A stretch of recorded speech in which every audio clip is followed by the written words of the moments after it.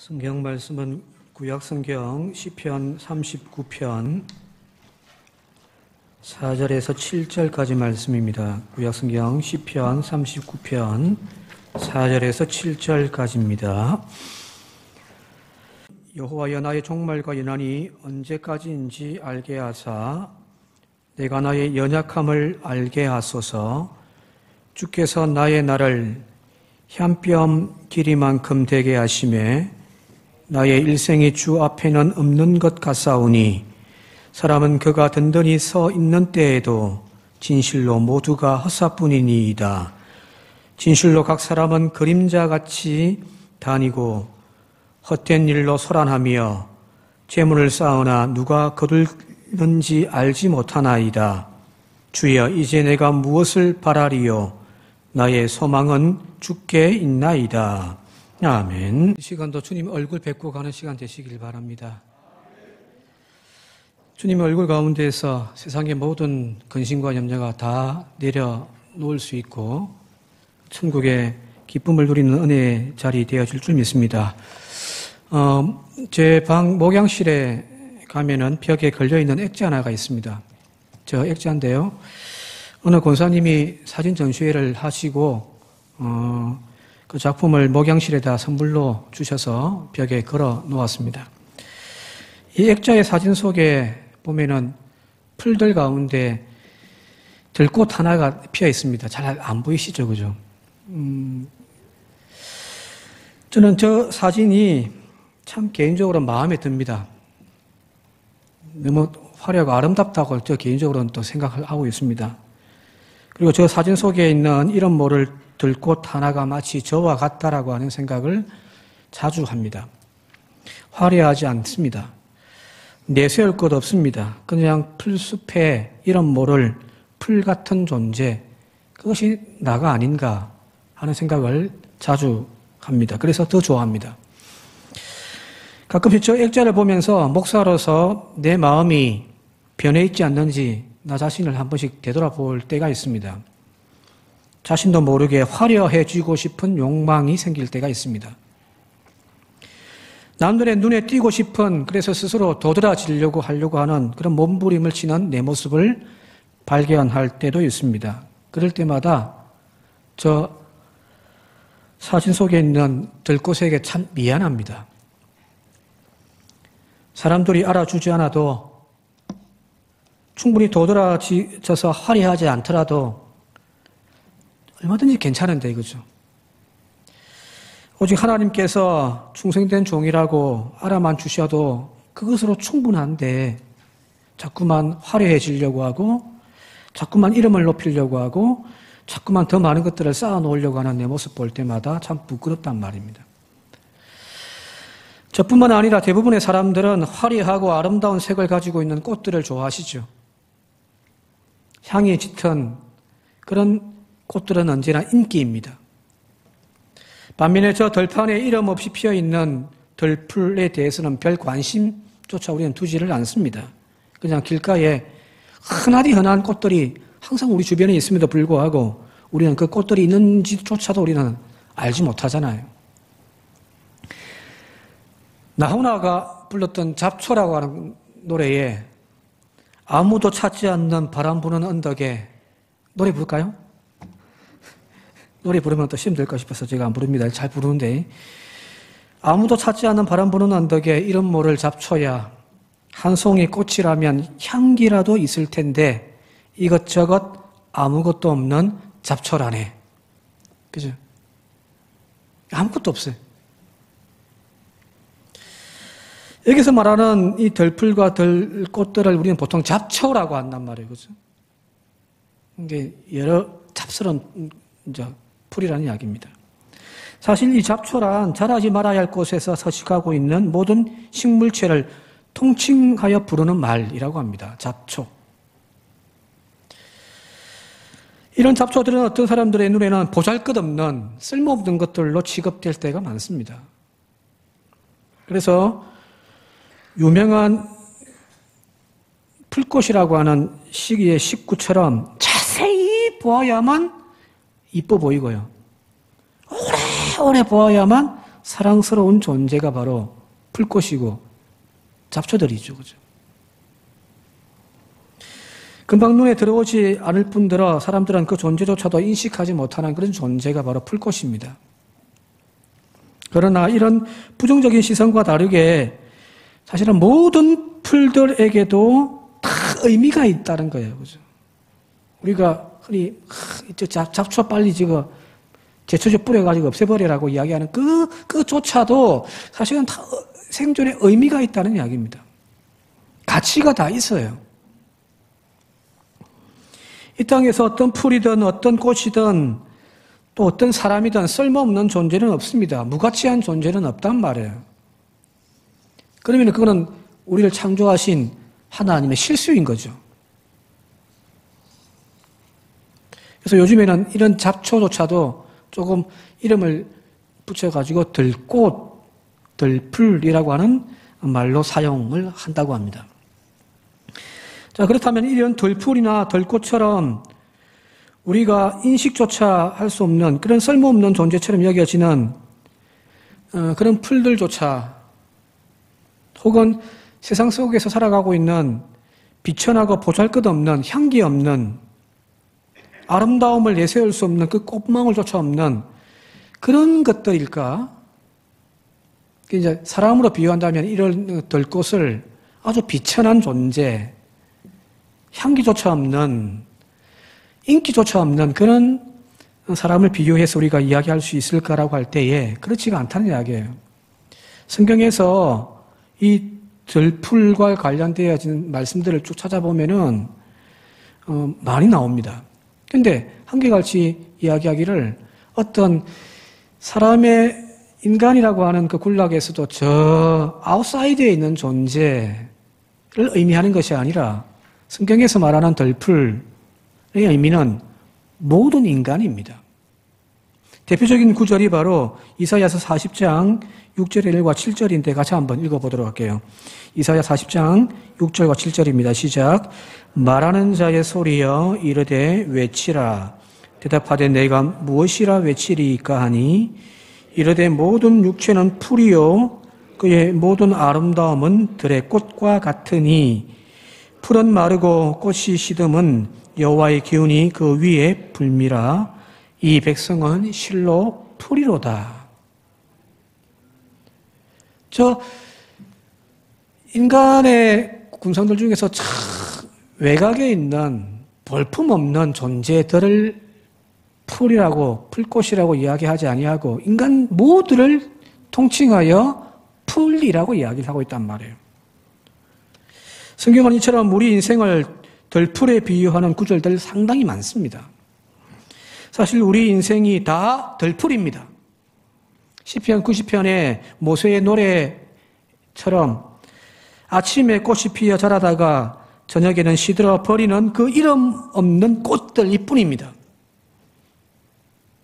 그러나 주님이 우리의 이름을 불러주셔서 우리의 존재의 가치가 생긴 거죠. 그런데 보면은 유독 이런 꽃들 중에서도 화려하고 아름다운 그런 꽃들이 있잖아요. 그죠?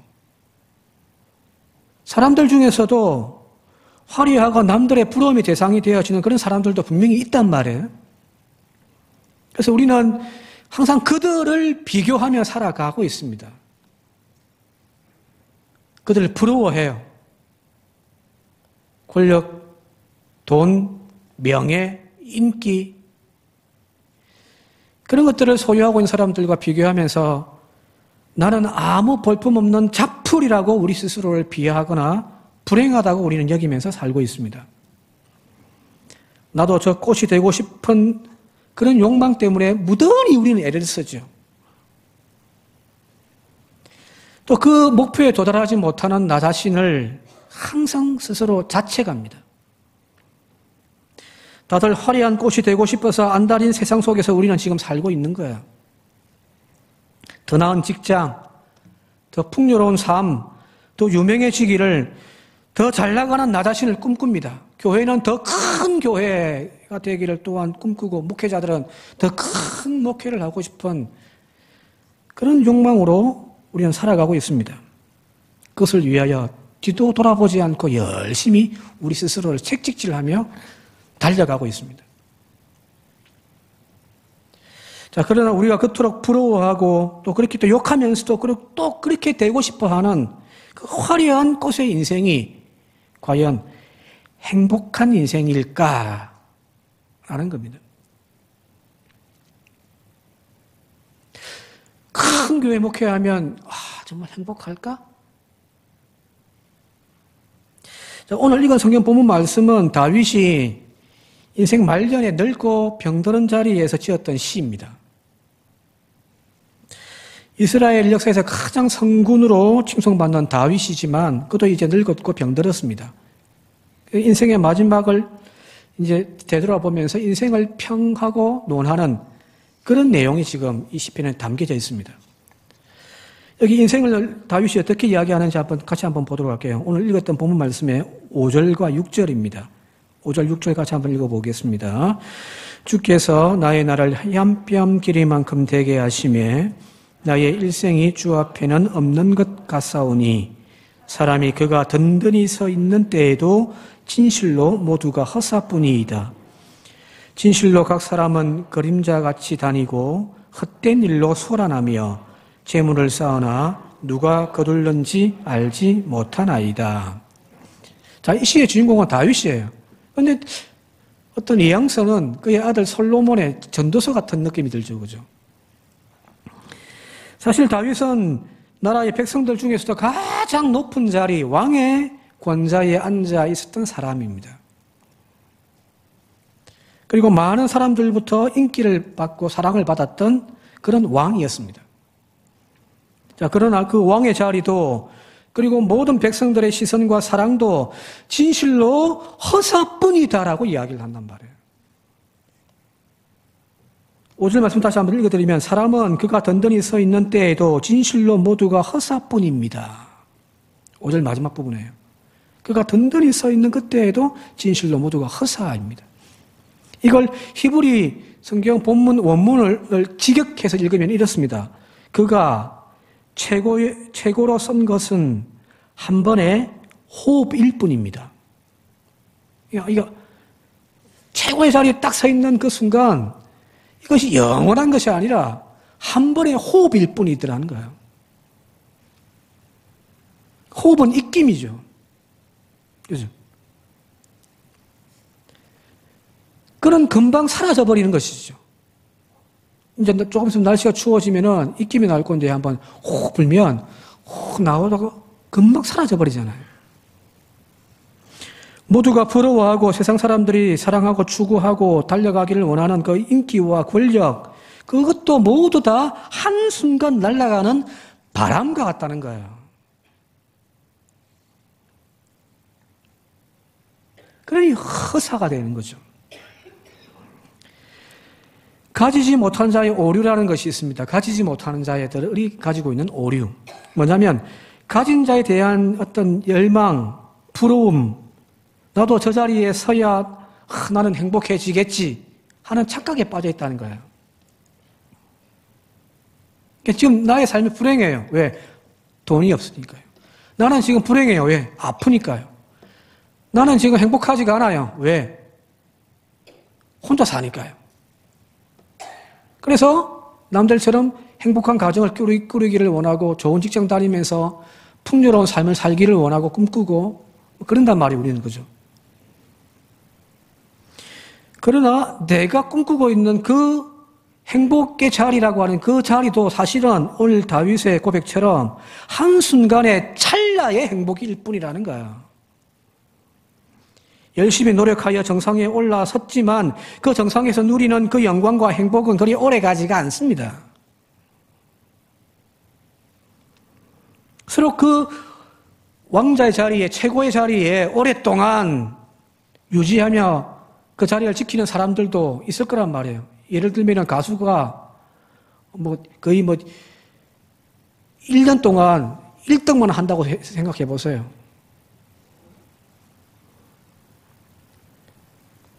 그러나 그 자리에 오래도록 유지되어진다고 할지라도 처음 내가 1등 했을 때에, 정상에 올랐을 때에 느꼈던 그 감격, 행복의 감정은 다 사라지고 오히려 불행하다라는 얼굴로 사는 그런 사람들을 우리는 주변에서 자주 보잖아요. 저는 요즘 그런 생각을 해요. 가장 불행한 사람이 지금 누굴까? 우리나라에서. 대통령이 아닐까 싶습니다. 욕이란 욕은 다 듣고 앉아있으니까요. 뭘 해도 지금 욕 들어먹고 앉아있잖아요. 얼마 전에는 뉴스를 보니까 대통령이 대노를 했다고 막 하는 이야기도 나오던데. 최고의 자리에 앉았을 때 그때 얼마나 좋았었겠어요. 그죠? 지금은요. 아니란 말이에요. 그리고 6절에도 이렇게 이야기합니다. 진실로 각 사람은 그림자같이 다니고 헛된 일로 소란하다라는 겁니다. 여기서 말하는 진실로 각 사람은 그림자같이 다닌다라고 하는데 이 그림자가 바로 히브리 말로 체렘입니다. 이 체렘은 환영입니다. 환상. 혹은 착각 그런 뜻을 가지고 있단 말이에요. 실체가 없어요. 그림자일 뿐이고 환영일 뿐입니다. 근데 우리는 그걸 지금 쫓아서 막 달려가고 있는 모습이거든요. 다윗은 자신이 이루어 놓았던 이 모든 영광도 사실은 허상일 뿐이더라는 거예요.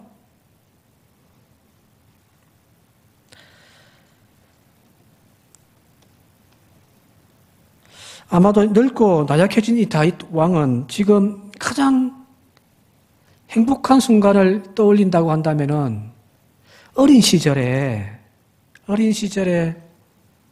천둥 벌글숭이처럼 들판을 뛰어다니면서 양을 치던 그 어린 시절을 가장 지금 추억하고 있지 않을까 싶습니다. 늙은 지금 다윗이. 지금 왕자에 앉아있고 모든 권력과 모든 인기를 다 누리고 있는 그 자리에 앉아있는 다윗이지만 지금이 행복하다고 이야기하는 것이 아니라 어린 시절.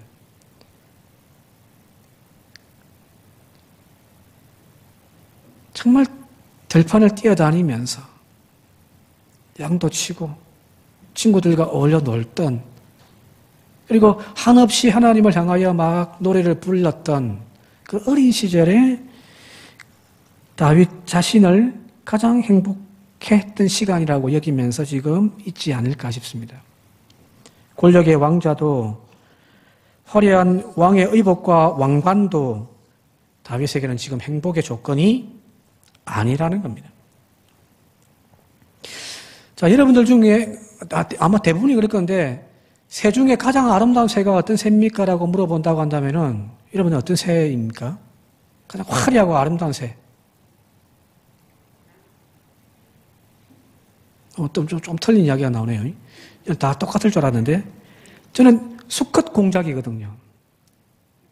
지금 수컷 공작의 화려한 깃털, 그죠? 와, 쫙 펼치면 실제로 보면은 너무너무 예뻐요.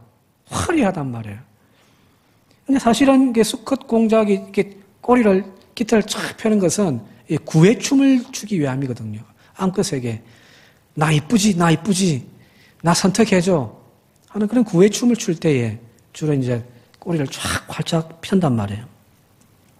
암컷을 유혹하기 위해서 펼치는 공작의 깃털, 화려합니다. 그리고 길어요. 굉장히. 자기 몸체에 비해 몇 배나 긴 그런 꼬리를 가지고 있습니다. 그런데 얼마 전에 동물학자이자 진화학자의 이야기를 듣다 보니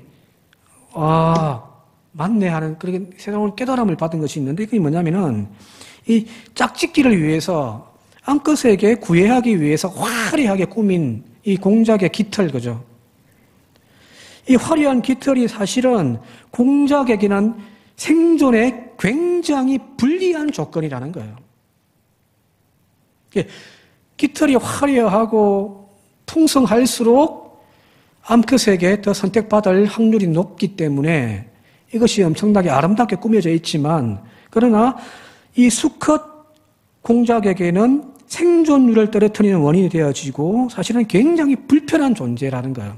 왜 그러냐면은 신체 구조상 이 털이 이 공작이 새잖아요. 새의 본질은 뭐죠? 하늘을 나르는 거잖아요. 그죠? 그런데 이 엄청나게 무겁고 긴 꼬리 때문에 이 수컷 공작은 쉽게 하늘을 나르기 위하여 비상할 수가 없다는 거예요. 우리가 알고 있는 일반적인 새는 그냥 날개짓 몇 번만 하면은 파라락 하늘을 날아가 버리잖아요. 그죠? 근데 이 무겁고 긴 꼬리 때문에 수컷 공작은 비상하는데 굉장히 많은 방해를 받는답니다. 그래서 실제로 이 수컷 공작이 비상하기 위해서는 높은 언덕이나 바위 위에 올라가서 껑충껑충껑충 뛰어가지고 폴짝 뛰어서 막 푹 날아가요.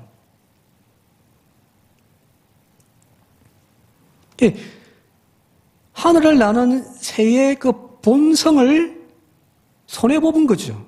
왜? 긴 꼬리 때문에. 또 한 가지는 이 화려하고 긴 깃털이 수컷 공작에게는 목숨을 건 도박이 되어지기도 한다는 거예요. 왜 그러냐면 이 수컷 공작은 이 화려한 꼬리 깃털 때문에 오히려 다른 포식자들의 눈에 쉽게 노출되어집니다. 그죠? 보통 연약한 짐승들은 그 포식자들에게 잡혀먹지 않기 위하여 보호색을 띠죠. 그죠?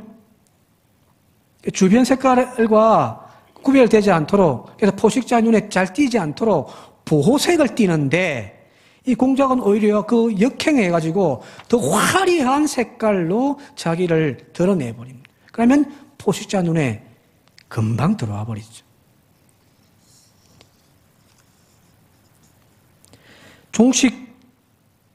종족을 번식하기 위한 그 본능을 위하여서 화려하게 아름다운 꼬리를 얻는 대신에 새 본성의 많은 부분들을 손해보고 있다는 거예요.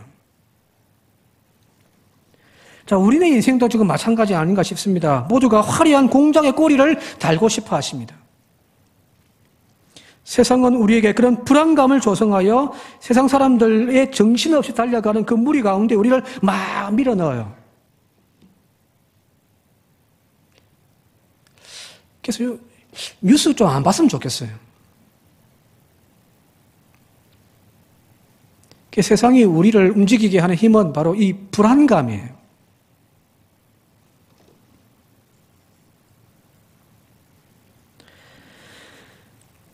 우리 아이들이 뒤처져서는 안 된다 하는 그 불안감을 막 조성해서 우리 아이들을 학원도 보내고 가외도 시키고 혹독한 교육 환경에 우리 아이들을 막 밀어넣고 있잖아요. 그죠? 그러면서도 부모들은 알아요. 이건 아닌데, 이건 아닌데. 하면서도 그걸 밀어넣어요. 왜 밀어넣냐? 뒤처질까봐. 남들 다 하는데 내 새끼 안 하면은 뒤처질까봐 불안해지는 거예요. 그래야 경쟁에서 뒤처지지 않는다라고 우리는 생각을 합니다. 그러나 우리 아이들은 인간답게 살 권리와 행복을 빼앗겨버리는 거죠. 그죠? 자, 요즘에 이제 여러분들 이제 집 살 생각하지 마시기 바랍니다. 내년에 집값 엄청나게 떨어질 겁니다. 자, 그런데 부동산 투기 문제, 주식 투기에 대한 이야기를 할 때에 비투 있는 이야기들 나오잖아요. 그죠? 빚을 내어가지고 막 부동산 투기하고 막 주식 투기하고 했단 말이에요. 왜 했을까요? 불안감이에요. 남들 다 하는데 나만 안 하면은 손해보는 것처럼 여겨진단 말이에요. 나는 뒤처지는 것처럼 여겨지기 때문입니다. 우리 사회가 우리를 움직이게 만드는 가장 큰 작동 원인은 바로 이 불안감입니다. 근데 이 불안감이 우리를 또 탁 건드리는 하나의 작동 원리가 있는데 우리 안에 있는 욕망인 거죠. 탁 높아지고 싶고 남들보다 탁 앞서가기를 원하고 그런 욕망을 이 세상은 우리에게 불안감이라는 것을 통해서 톡 건드리는 겁니다. 이 불안감과 이 인간의 욕망 이 두 가지가 융합되어져서 우리는 이성을 잃고 이제 막 달려가는 겁니다. 더 화려하게 치장하고 더 부유해지려고 하고 더 높은 것을 향하여 경쟁하듯 우리는 지금 달리고 있습니다. 정신없이. 그런데 행복합니까? 행복해지려고 더 나은 삶을 살려고 막 우리는 지금 달려가고 있잖아요. 그죠? 근데 행복을 빼앗긴 채 우리는 지금 달려가고 있단 말이에요. 공작이 자신의 생존의 위협조차도 빼앗기면서 화려한 꼬리를 만드는 것과 똑같단 말이에요. 아름다운 꽃에는 가시가 있고 화려한 버섯에게는 독이 있습니다. 우리의 인생살이에도 이와 똑같습니다. 보이는 것에만 치달리다가는 자칫 고통이라고 하는 가시에 찔리고 불행이라고 하는 독에 중독되어지기 쉽습니다. 장미를, 아름다움을 취하려고 하면서 가시 없는 장미는 없단 말이에요. 그래서 여러분들, 생긴 대로 사시기 바랍니다. 한번 같이 해볼까요? 생긴 대로 살자. 생긴 대로 사시기 바랍니다. 하나님이 창조해 놓으신 대로, 하나님이 우리에게 주신 대로 살면은 그게 행복인 거예요. 할미꽃은요, 할미꽃으로 사시기 바랍니다.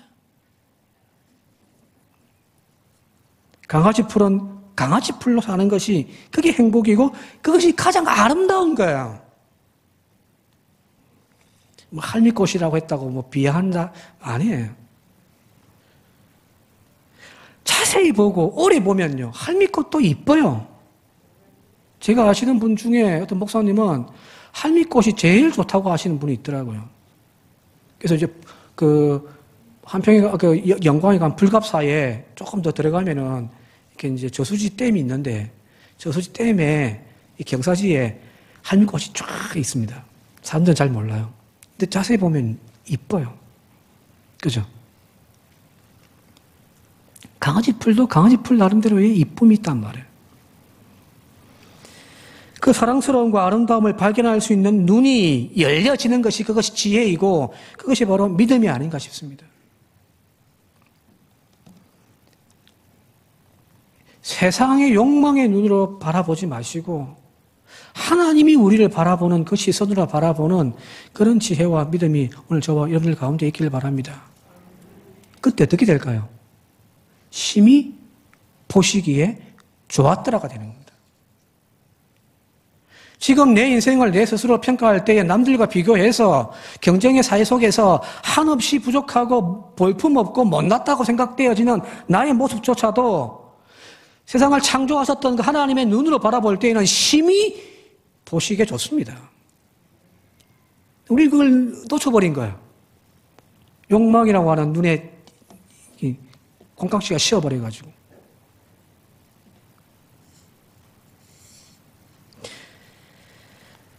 마태복음 6장 29절에 이렇게 되어 있습니다. 주님께서 이렇게 말씀하십니다. 그러나 내가 너에게 말하노니 솔로몬의 모든 영광으로도 입은 것이 이 꽃 하나만 갖지 못하였느니라 하는 거예요.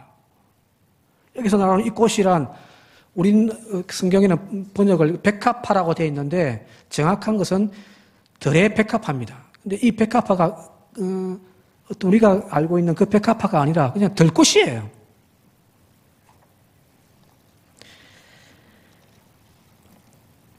솔로몬의 모든 영광으로도 입은 것이 이 꽃 하나만 못하다. 자신을 화려하게 꾸미기 위하여 왕복을 입고 왕관을 쓰고 화려한 보좌에 앉아서 있는 그 솔로몬의 모든 영광도 이 꽃 하나, 할미꽃이면 할미꽃, 민들레면 민들레, 그거 하나만도 못하다는 이야기예요. 우리가 이 지혜를 깨닫는 저와 이름 되시길 바랍니다. 참 행복해지고 참 웃는 삶이 되기를 원하신다면은 세상이 만들어 놓은 가치관에 그 옷을 입으려고 하지 마시고 하나님이 우리에게 입혀주시는 그 옷을 입고 사는 저와 이름이 되시길 바랍니다. 그러면 행복해지는 거예요. 앞서 이야기했듯이 하나님께서 천지를 창조하셨을 때 그 모든 것 하나하나를 다 만들고 난 다음에 하신 말씀, 보시기에 심히 좋았더라는 겁니다.